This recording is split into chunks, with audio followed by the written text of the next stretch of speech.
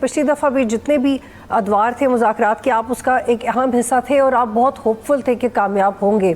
और एक पॉइंट पे आपने मेरे प्रोग्राम में ये भी कहा था कि इमरान खान की जहन साजी की जाती है और फिर वो लोग नहीं इसके ऊपर चीज़ों को वर्कआउट करते हैं। लेकिन ये पहले की बात थी। उस वक्त एटलीस्ट पीटीआई में जो एक मुख्तलिफ ओपिनियन थी वो इस हवाले से आ रही थी कि इमरान खान क्या कह रहे हैं, जिसकी मुलाकात होती थी उस वक्त ये डिफरेंसेस थे। अभी तो दो लोग हैं जो पीटीआई को रिप्रेजेंट कर रहे हैं, कोई सड़क पे, कोई असम्बली के फ्लोर के ऊपर यही कह रहे हैं कि दो प्लेयर्स इमरान खान ने ग्राउंड में छोड़ दिए और दोनों की स्ट्रैटेजी अलग अलग है। अब गवर्नमेंट को क्या चैलेंज होगा और पीटीआई को क्या चैलेंज होगा एंगेजमेंट को लेके, क्योंकि पहले भी नाकाम हुए और अब मजीद कॉम्प्लिकेशन हो गई। देखिए, जब तक तो गवर्नमेंट की कोलिशन इंटैक्ट है और पीपल्स पार्टी और पीएमएलएन जिनमें अब कुछ दूरियां आ रही हैं इकट्ठे रहेंगे तो गवर्नमेंट को कोई चैलेंज नहीं है। पीटीआई इस वक्त अंडरडॉग है basically, if you look politically. तो ये पीटीआई पे डिपेंड करता है कि वो कितनी फ्लेक्सिबिलिटी दिखाते हैं।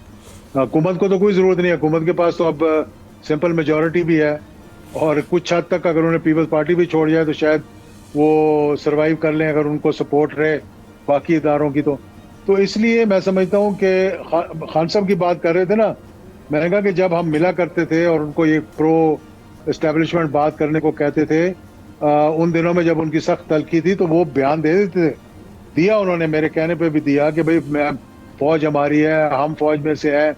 लेकिन 2 दिन के बाद फिर कुछ आकर और कुछ कान में कहता था तो वो उसके पीछे लग जाते थे और फिर वही बात शुरू हो जाती थी। तो वो कंसिस्टेंसी नहीं है। ये भी हो सकता है कि उन्होंने तकलीफ भी देखी है, इस वजह से इंसान थोड़ा सा हार्श हो जाता है। यही हालत थी नवाज शरीफ साहब की 1999 के कू के बाद कि उन्होंने बड़ी तकलीफ देखी थी और उनके दिल में भी आया। अगर उनकी 1-2 तकरीरें जो बाहर बैठकर उन्होंने की और जो इंटरव्यूज दिए हैं अगर वो सुन लें आप, तो मेरा ख्याल है कि इमरान खान से बढ़कर उन्होंने एस्टेब्लिशमेंट के खिलाफ बात की है। बिल्कुल ये बिल्कुल ऐसा ही है और सिर्फ एक 9 मई का टैग है जो बाकी जमातों पे नहीं लगता, वरना बहुत सख्त बयान दिए गए। एजाज साहब ये भी बताइएगा कि अभी पीटीआई कह रही है कि हमें जो दिया ये अपॉइंटमेंट ये तो हमारा हक था और वो they don't seem to be thankful about it, जो भी हालात है इस वक्त पीटीआई के लिए।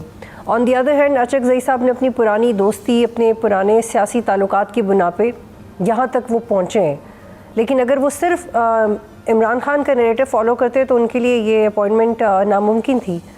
इस बात की अहमियत का एहसास होगा पीटीआई को? देखिए, पहली बात तो ये है कि पीटीआई के अंदर स्वाय चंद लोगों के किसी को पता ही नहीं कि क्या हो रहा है। जो उनके एमएनएज हैं और जो पार्टी के पार्लियामेंट्री पार्टी में है लोग, उनको एतमाद में नहीं लिया जाता। शायद बैरिस्टर जो चेयरमैन है वो और चंद एक लोग चीफ विप उनके हो गए, दीगर को मालूम हो गया क्या हो रहा है, बाकी किसी को मालूम ही नहीं होता। जहाँ तक ये अपॉइंटमेंट का ताल्लुक है, मेरा नहीं ख्याल कि पीटीआई इससे खुश है कि जी हमारे ऊपर किसी को मुसल्लत किया गया है। दूसरी तरफ अगर पीटीआई ये समझ रही है कि अचकज़ई साहब जो है वो जाकर वो लड़ेंगे, मारेंगे और हल्ला गुल्ला करेंगे, तो वो मुझे नहीं लगता वो करेंगे। वो इनको वापस भेजेंगे, जाओ चेयरमैन जो है पार्लियामेंट्री जाए, कमेटीज में वापस जाएं और वो कोशिश करेंगे कि गुफ्तगू के जरिए निकले और मामला जो है, जमहूरियत जो है वो पटरी से ना उतरे। सब्सक्राइब करें और बेल दबाएं ताकि कोई खबर रह न जाए।